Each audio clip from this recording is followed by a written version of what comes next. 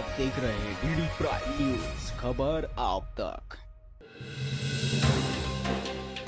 एक व्यापारी ने खानपुर विधायक कुंवर प्रणव सिंह चैंपियन पर जबरन वसूली करने और जान से मारने की धमकी देने का आरोप लगा। हमेशा किसी न किसी विवाद को लेकर सुर्खियों में रहने वाले चैंपियन के खिलाफ अब व्यापारियों ने मोर्चा खोल दिया। एक व्यापारी ने खानपुर विधायक कुंवर प्रणव सिंह चैंपियन पर जबरन वसूली करने और जान से मारने की धमकी देने का आरोप लगाया है। पीड़ित व्यापारी ने विधायक चैंपियन पर कई गंभीर आरोप लगाए हैं। पीड़ित व्यापारी के बेटे दिव्य अग्रवाल ने कहा कि विधायक चैंपियन उनसे जबरन वसूली के लिए और जान से मारने की धमकी दे रहे हैं। व्यापारी ने जब विधायक की हरकतों का विरोध किया तो विधायक चैंपियन ने अपने रसूख का इस्तेमाल करते हुए उल्टा उनके खिलाफ मुकदमा दर्ज करवा दिया। पीड़ित व्यापारी ने गढ़वाल डीआईजी नीरू गर्ग से मामले की निष्पक्ष जांच की मांग की है। डीआईजी नीरू गर्ग ने कहा कि विधायक पर लगे आरोप बेहद ही गंभीर है। फिलहाल मामले की जांच की जा रही है।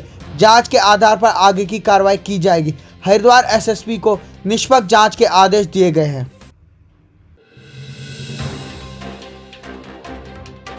देहरादून में बढ़ते साइबर ठगी के मामलों ने नाक में दम करके रखा है। किसी भी बहाने से साइबर ठग भोले भाले लोगों को ठग रहे हैं।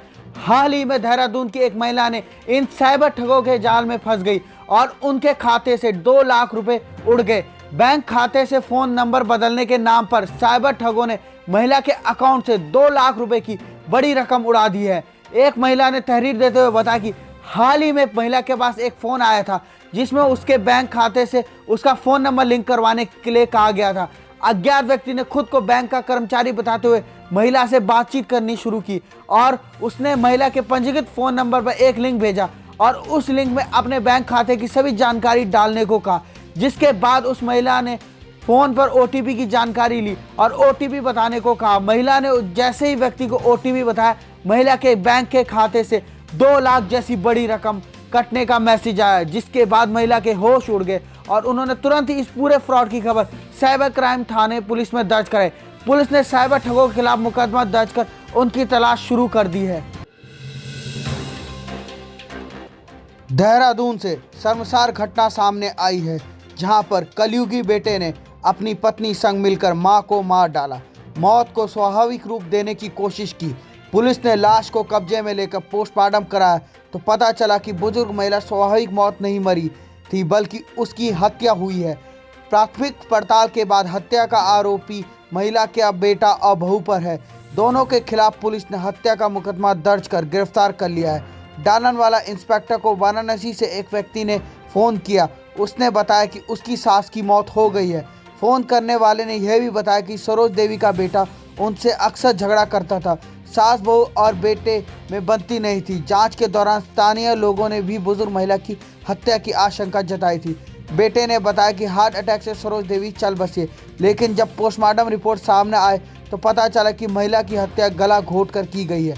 पुलिस ने आरोपी जयवीर को गिरफ्तार कर पूछताछ की तो उसने बताया कि मां सरोज देवी बेटे और बहू को संपत्ति से बेदखल करना चाहती थी। संपत्ति को लेकर मां, बेटे और बहू में आए दिन झगड़ा होता था। जब जयवीर को लगने लगा कि संपत्ति उसके हाथ से निकलने वाली है तो उसने मां की गला घोट कर हत्या कर दी। बहरहाल आरोपी जयवीर और उसकी पत्नी पुलिस की गिरफ्त में है। मामले की जांच की जा रही है। गणतंत्र दिवस पर विभिन्न राज्यों की झांकियों में उत्तराखंड की केदारनाथ झांकी को तीसरे स्थान के लिए पुरस्कृत किया गया। नई दिल्ली स्थित राष्ट्रीय रंगशाला शिविर में केंद्रीय राज्य मंत्री किरेन रिजिजू ने यह पुरस्कार प्रदान किया। उत्तराखंड के प्रतिनिधि और टीम लीडर के.एस. चौहान ने राज्य की ओर से पुरस्कार प्राप्त किया। राज्य गठन के बाद उत्तराखंड द्वारा अनेक बार प्रतिभाग किया गया, परंतु यह पहला अवसर है जब उत्तराखंड की झांकी को पुरस्कार के लिए चुना गया।